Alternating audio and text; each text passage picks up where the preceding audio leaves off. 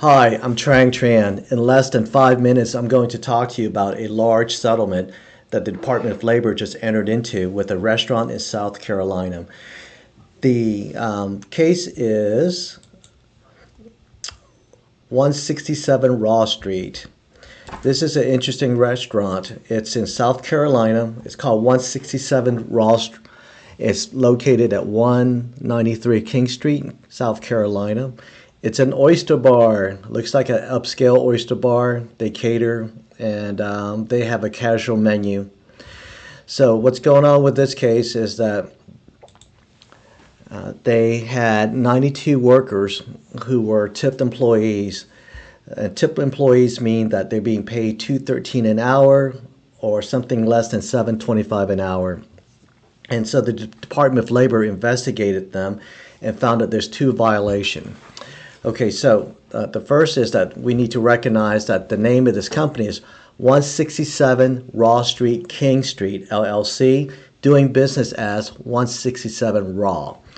What they're doing is that they're asking their tipped employees to share their tips with non-tipped employees. So that means that you take all the tips, put in a pool, and then you allow a manager to keep part of the tip.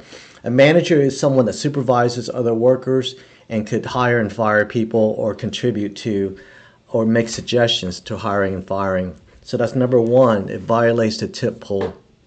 Number two is that they did not let these workers get paid overtime at time and a half. So when they worked over 40 hours each week, they did get paid time and a half of their minimum wage. So as a result, the division recovered $624,017 in back wages for 92 workers. I can tell you how this works out. If assuming that they're paying the least amount they can pay each worker is $2.13 an hour, and the minimum wage is $7.25, then the difference is $5.12 an hour. If you multiply that against 40 hours a week, you get a large number.